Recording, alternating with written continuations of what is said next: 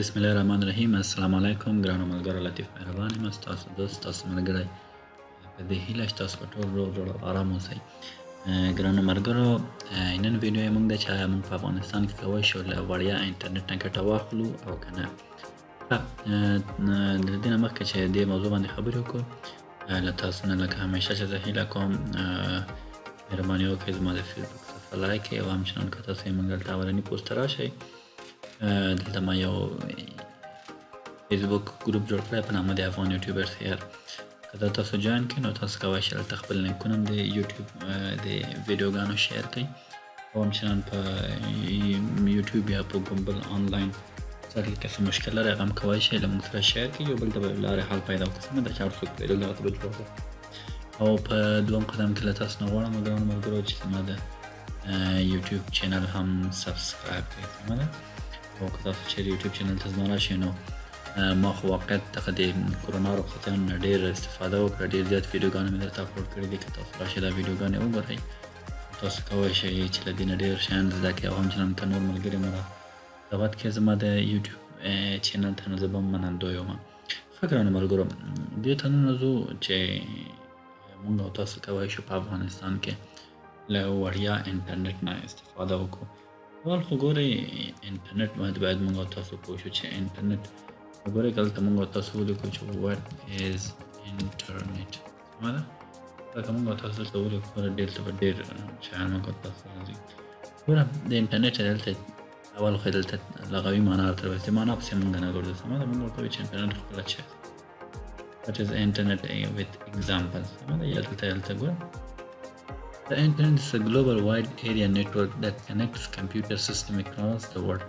ګوره وایي انټرنټ یو نړیوال جال دی سمه ده، چې هغه یو کمپیوټر له بل کمپیوټر سره څه کوي؟ وصل کوي.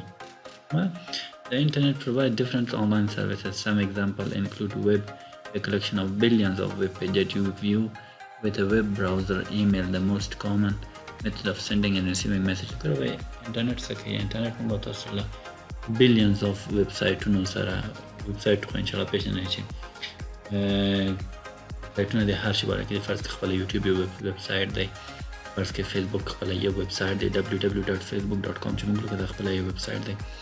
او هغه سره موږ نور ویب پیجز لرو او نور براوزر دی، لانه براوزر خو پېژنئ دا کروم خپله یو براوزر دی. سمه ده؟ موزیلا یو براوزر دی، دا یو سی یو براوزر دی. سمه ده؟ دا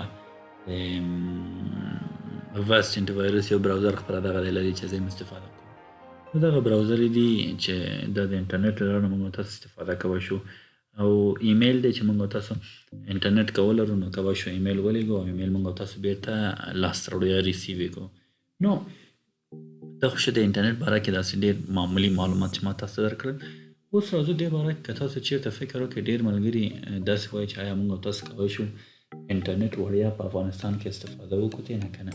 اولا باید موږ تاسو په دې باندې پوه شو چې انټرنټ کوم کمپنۍ چې موږ تاسو ته انټرنټ راکوي هغه که فرض کړه مخابراتي کمپنۍ دي او یا هم خپله آی اس پي کمپنۍ دی چې انټرنټ سروس ورکوي. سمه ده؟ آی اس پي کمپنۍ تانه د انټرنټ سروس ورکوي. نو هغوی خپله د انټرنټ په ډېر قیمته بیه باندې اخلي، یعنې هغوی وړیا نه اخلي انټرنټ. سمه ده؟ هغوی وړیا نه اخلي، هغوی په ډېر قیمته بیه اخلي. هغه نه بعد چې دی هغوی شیر کوي، ډیټا شیر کوي. هغوی خو حساب بنډویج باندې اخلي، صحیح شو؟ هغوی سپیډ په حساب یې اخلي. هغوی لکه د موږ او تاسو باندې کوم سپیس چې موږ او تاسو سره کوي چې 1 GB 2 GB 3 GB په دې حساب هغوی نه اخلي. هغوی بنډویج په حساب اخلي چې 100 MB ډیټا هغوی اخلي. هغه حساب بیا هغوی څه کوي؟ تقسیموي په نورو څومره چې هغه مشتریان لري، کسټمر لري. اوس دې ته راځو چې ډېر ملګري وایي چې په یوټیوب کې موږ ډېرې لارې، ډېر اپلیکیشن او ډېر شیان موږ ته خلک ښیي چې یعنې څنګه موږ کولی شو چې د انټرنټ نه وړیا استفاده وکړو. ګورئ چې که زه فرض کړه ولیکم چې په یوټیوب کې how to use free internet.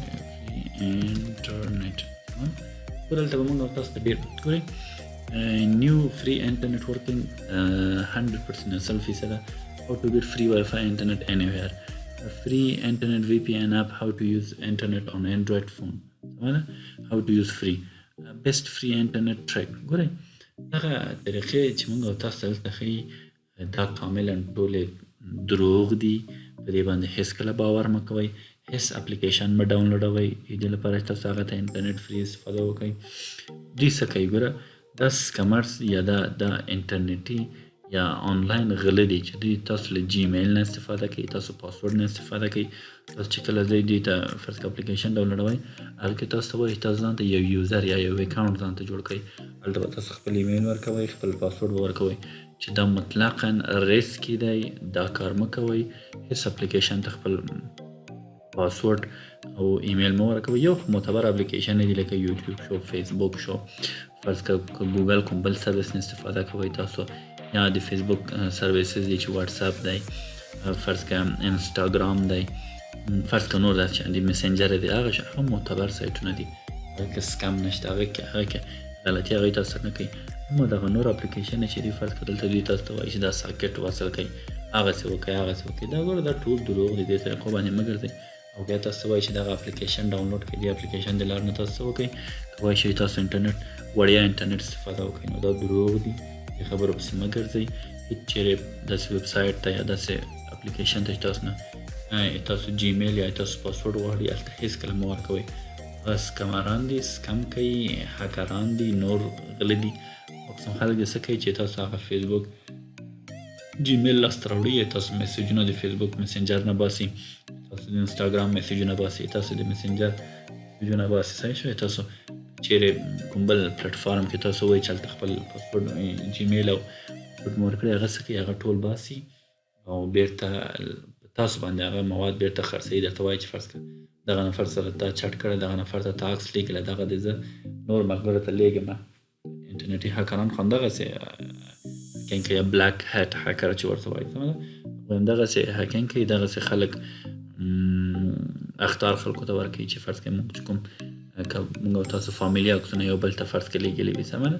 نو هغه څه کوي چې هغه درته باسي، درته وایي چې پیسې موږ ته راکړه، اخطار درکوي. که چېرې پیسې ماته تاسو نه راکوئ موږ څه کوو، موږ دغه عکسونه تاسو ملګرو سره شیر کوو. نو لطفا دې مورد ته متوجه اوسئ. په افغانستان کې فری انټرنیټ کار نه کوي او هیڅوک ترې نه استفاده نشي کولی، سمه ده.